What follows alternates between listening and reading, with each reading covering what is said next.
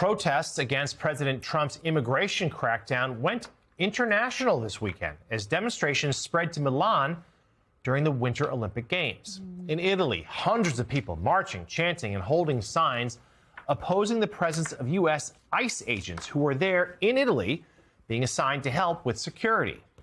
Political controversy is also catching up to Team USA, with some athletes facing backlash for their comments at the Games. That backlash includes some harsh words from President Trump. MS Now reporter Nick McCool brings us more. This morning, the political firestorm igniting under the Olympic flame.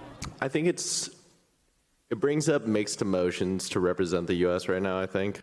Team USA freestyle skier Hunter Hess speaking out from the Milan Cortina Games when asked about representing his country during President Trump's immigration crackdown. There's obviously a lot going on that I'm not the biggest fan of. Just because I'm wearing the flag doesn't mean I represent everything that's going on in the U.S. President Trump ripping those comments on Truth Social, calling him a real loser and saying if that's the case, he shouldn't have tried out for the team, and it's too bad he's on it. But he isn't alone. Florida Republican Congressman and candidate for governor Byron Donalds posting on X, if that's too hard for you, then go home. Podcaster Megyn Kelly posting Hess should be stripped of his ability to rep the USA. And YouTuber and boxer Jake Paul, pictured here at the Games alongside Vice President J.D. Vance, pulling no punches.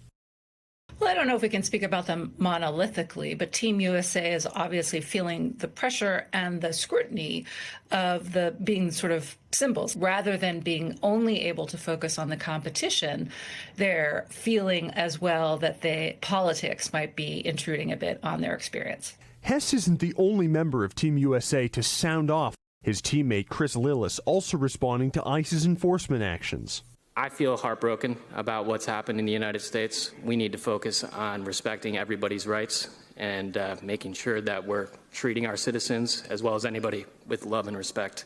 And U.S. figure skater Amber Glenn, who identifies as bisexual and pansexual, describing the Trump administration's approach to the LGBTQ community. It isn't the first time that we've had to come together as a community and try and fight for our human rights. Of course, there are things that I disagree with, but as a community, we are strong and we support each other, and brighter days are ahead of us. This isn't the first time American athletes have decided to make a statement at the Games. In 1968, this iconic Black Power salute from the podium in Mexico City by sprinters Tommy Smith and John Carlos, the International Olympic Committee ordered the U.S. Olympic Committee to suspend them. And in 2021, some members of the women's soccer team faced criticism after taking a knee in Tokyo to call out racism. I think one of the myths about the Olympics that's promoted by the International Olympic Committee is that it is a politics-neutral zone, but of course it never can be. They're human beings who are competing, not robots, and so they bring with them their politics. Amber Glenn says she's received threats for her comments and calls the backlash against her outlandish. The U.S. Olympic and Paralympic Committee tells the AP it's aware of a growing number of abusive messages to its athletes. It says it's working to remove content and report credible threats to authorities. Back to you. That was Nick McCool with that report. And Joe, President Trump, very critical. He singled out Hunter Hess, the skier, saying he was a, quote, real loser. And it's, quote, very hard to root for someone like this. Well, you don't have to if you don't want to. We're Americans. Yep. Now, if you want to, like some of Donald Trump's supporters obviously, want to punish people for exercising free speech, as Garry Kasparov said this weekend, a guy who knows something about the Soviet Union, said that's what the Soviets did. That's what communist China does. That's what North Korea does. That's not what Americans do. So these people that are saying, oh, how dare these athletes go over there and say, well, and it's not even straight. Well, there's some things I disagree. Well, if you want to talk about where most Americans are, Pablo, whether they're with these people who are saying, oh, bring them home, strip them of their ability to compete. Most Americans are with them if you're talking about racist videos. If you're talking about also the invasion of Greenland, which we talked about, we've been talking about here for a very long time over the past year. Actual threats for America to invade Greenland. The execution, it looked like execution of 2 Americans in the streets of the United States of America.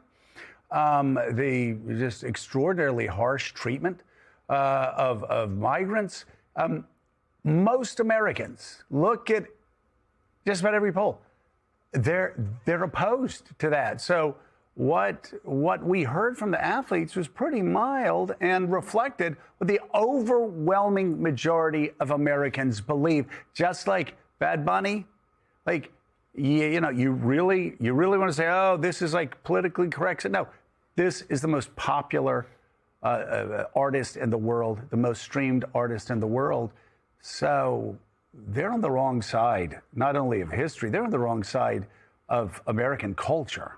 They're fighting math at this point. They're fighting basic counting of people and polls. And the idea, by the way, that you could say, I'm not the biggest fan of something. Yeah. And it feels like you've been slapped in the face with a velvet glove because you personally think Team USA is, much like ICE is, your personal police force that's there to actually serve your bidding and not the larger country. I mean, just keep in mind that this is the administration that came to power because they were free speech warriors. Oh, it's because the biggest hypocrisy. I saw somebody say that this whole First Amendment thing, and they say, we're First Amendment absolutists. You saw it on X, you saw it in the Free Press, you saw it all across this new sort of Trump MAGA right. They're just the opposite. Well, step out of line, say something like. They go on TV and say, go into their workplaces, find them, get them fired. No, there's a lot of, we're Bart Simpson unless the graffiti's about us, and now we're Principal Skinner. Right. We're going to put you in detention as soon as you dare to say anything that feels rebellious. And it just doesn't convince anybody anymore. That's the thing. The math is against their side. People see this. They see through it, and it's obvious. And it's happening, by the way, as you put it, with the racist memes, in the same news cycle where this president posted a video with the former president and the former first lady as apes. Right. So you're going to say, out of one side of your mouth, how dare you criticize our country, and then the other side of your mouth has Klansman rhetoric. Right. And again, the hypocrisy has just been unbelievable. Suddenly these people who are First Amendment absolutists are the very ones saying, let's punish people when they speak their mind and even say something tepid like, well, dude, I don't agree with everything that's going on in America. What happened to the Second Amendment absolutists? You actually have Donald Trump, the FBI director, the Treasury Secretary, saying basically over and over again, you can't take legally, you can't have legal possession of a firearm at a rally. That's something that, again, if we had said that about all the people with AR-15s strapped on them going to Michigan, the Michigan State Legislature, people would have gone crazy. Yeah, and I think it's a really important just to think about what these athletes said, because it strikes me, it's like with the Bad Bunny thing, like love. Bad Bunny has this thing about love over hate, and Trump is offended because he feels that he's trolling him. Right. And with these athletes calling out racism, calling for human rights, like, if you're offended by that, that's a tell, right? They're saying it's dark times because of these masked ICE agents. Also, sending ICE agents to Italy, also a choice, right? It's just a deliberate provocation. Right, exactly. And so I do think when you think about MAGA, this group has worked so hard to try to get in the culture because they know this Breitbart truism that politics is downstream of culture. But what has happened in the past year, and there was a New Republic article I actually wanted to get the author on and talk about today because it's so telling. This Super Bowl versus the last Super Bowl. He said MAGA had their moment. Yeah. In sort of the top of the cultural zeitgeist 1 year ago in the Super Bowl. People would score touchdowns and they'd be doing the Trump dance. And, it was 1 year later, so much has changed. Yeah, and they had another Super Bowl show. They had a Turning Point USA show, which was watched by millions and millions of fewer watchers. Well, from 133 million for Bad Bunny to I don't know how many for the lip syncing. It was lip synced. It was poorly cut together. It was Kid Rock performing two songs, one in jorts, the other one acoustic, which is exactly how I want to consume, I think, Robert Ritchie.